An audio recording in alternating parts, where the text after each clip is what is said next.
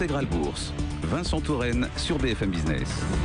Et il est temps de s'intéresser dans Intégral Bourse aux émergents, les marchés émergents, les économies émergentes. Bruno Vanni nous a rejoint. Bonjour. Bonjour. Vous êtes président de Gemway Assets. Votre fonds phare, c'est Gem Equity.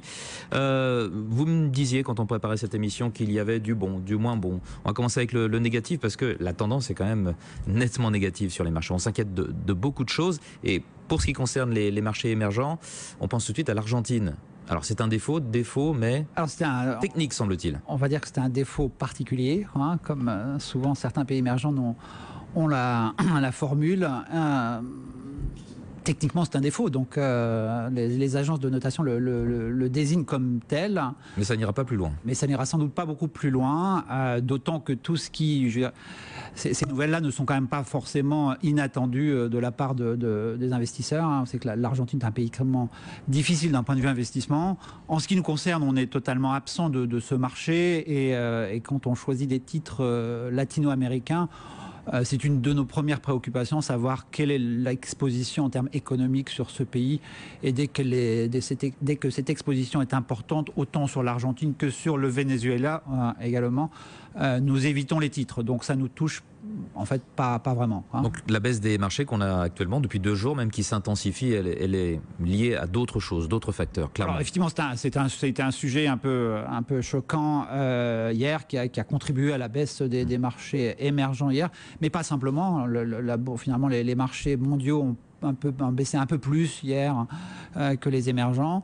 N'oublions quand même pas que malgré ces baisses des derniers jours, le mois de juillet se termine plutôt bien sur la cote émergente, et notamment en euros. Effectivement, la baisse de l'euro par rapport au dollar d'à peu près 2% contribue finalement à une performance positive en euros des marchés émergents de 4% sur le mois. Donc on ne peut pas non plus se plaindre. Et depuis le début de l'année aussi, surperformance ? Également, depuis le début de l'année, alors qu'on a eu un premier trimestre, rappelez-vous, assez difficile, avec des sorties très importantes qui ont atteint le chiffre quasi astronomique de 39 milliards de dollars de sorties des actions émergentes. On se situe aujourd'hui avec une performance non seulement positive, largement positive sur les actions émergentes, mais aussi meilleure que celle des marchés développés.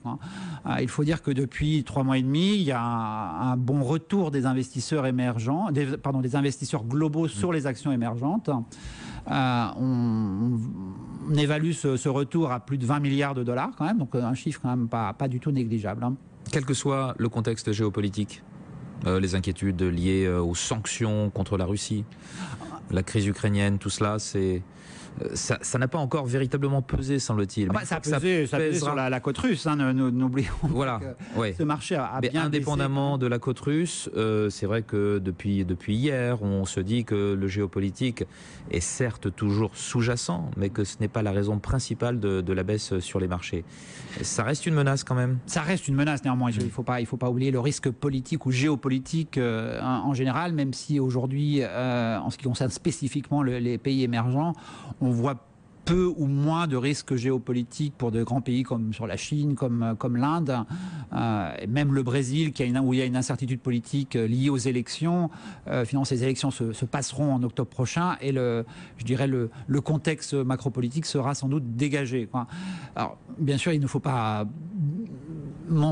qualifier la situation ukrainienne comme étant un épiphénomène. C'est bien sûr un phénomène très, très malheureux, très important, qui touche, en ce qui nous concerne directement, les actions russes, qui ont bien baissé, lesquelles sont devenues extrêmement bon marché. Donc là aussi, en termes de recherche de valeur, on peut commencer à s'y intéresser. À court terme, il faut néanmoins rester prudent sur ce marché. Alors avant de parler de quelques valeurs, quels sont les thèmes porteurs dans ces pays-là ?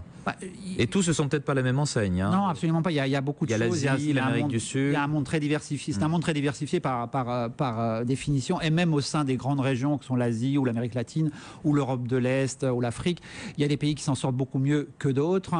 Quelle région est plus intéressante ? Est-ce qu'il y a le plus de dynamisme ? Alors le dynamisme économique, on le pressent revenir fortement en Inde. Hein. clairement le changement politique auquel on a assisté en avril dernier est de nature à remettre l'Inde sur la carte de la croissance économique forte, quoi. On a une croissance qui s'est quand même plutôt été décevante pendant plusieurs années en Inde, autour de 3, 4, 5%. L'Inde, compte tenu de son potentiel de son infrastructure, de sa consommation, c'est un pays qui peut croître, j'ai envie de dire presque facilement, à 7-8% par an pendant plusieurs années. On estime qu'on devrait revenir à ces niveaux-là dès l'année prochaine, hein. Et donc c'est une région bien évidemment qui nous intéresse beaucoup, quoi, hein. Alors on verra qu'il y a une valeur en Inde qui vous intéresse, mais encore une fois, les thématiques porteuses. Une thématique Quel genre de globale qui thématique reste. on joue. Une thématique globale, c'est toujours l'enrichissement des populations.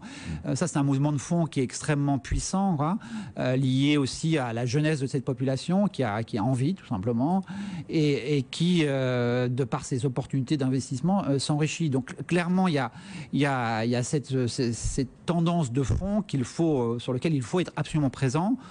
Pas simplement pour les 3-4 années prochaines, mais plutôt pour les 25 prochaines années, d'où je dirais, j'ai envie de dire, la dimension absolument stratégique d'un investissement dans les pays émergents.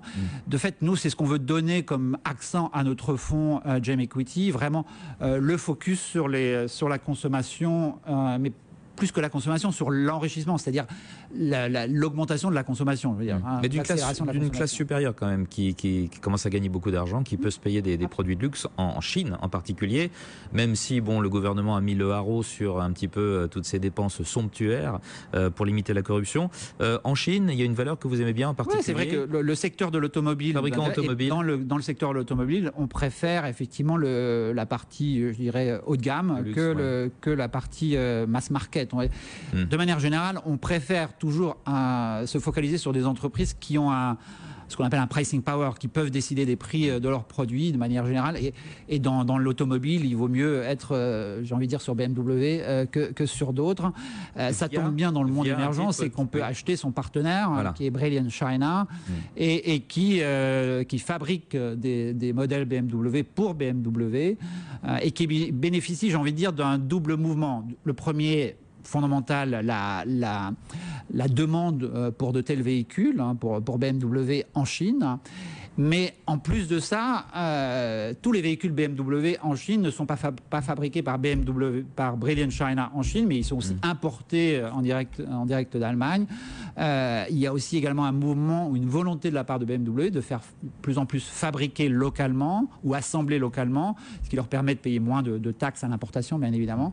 Et tout ça est très bénéficiaire. C'est donc doublement bénéficiaire pour Brilliant China, une société qu'on a en portefeuille et dont on est assez content du comportement boursier. Côté à Hong Kong, je crois. Côté à Hong Kong, absolument. Et donc en Inde, dont on parlait à l'instant, ça reste aussi dans l'automobile. Voilà, c'est les petites voitures, c'est l'inverse. Alors c'est un peu l'inverse, parce que le marché indien est beaucoup plus petit. Juste pour avoir une idée, la Chine, en termes de véhicules de tourisme, c'est 20 millions à peu près de véhicules vendus par an.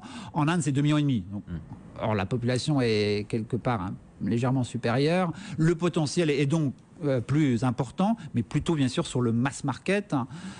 Et là, il y a beaucoup de Japonais qui sont associés à des... Absolument, et notamment à Suzuki, au travers d'une société cotée en bourse à Bombay qui s'appelle Maruti Suzuki, qui détient plus de 40% de part de marché du marché local des véhicules de tourisme, avec une rentabilité qui devrait encore s'améliorer. Cette société a sorti ses chiffres hier pour la première moitié de l'année et surtout pour le deuxième trimestre, des chiffres qui étaient meilleurs qu'attendus en plus, et dont on voit bien globalement la feuille de route. Donc on est très confortable sur un titre comme ça, on a près de 2,5% du portefeuille investi sur cette société. Maruti et Suzuki donc en Inde. À l'inverse, mais vraiment en quelques mots, vous êtes prudent sur le Brésil, la Corée et Taïwan. Alors on est plus prudent sur la partie locale, où je dirais l'économie locale, autant en Corée qu'à Taïwan, tout simplement parce que c'est un peu moins des pays émergents, on va dire, que d'autres, et donc le potentiel est moins évident.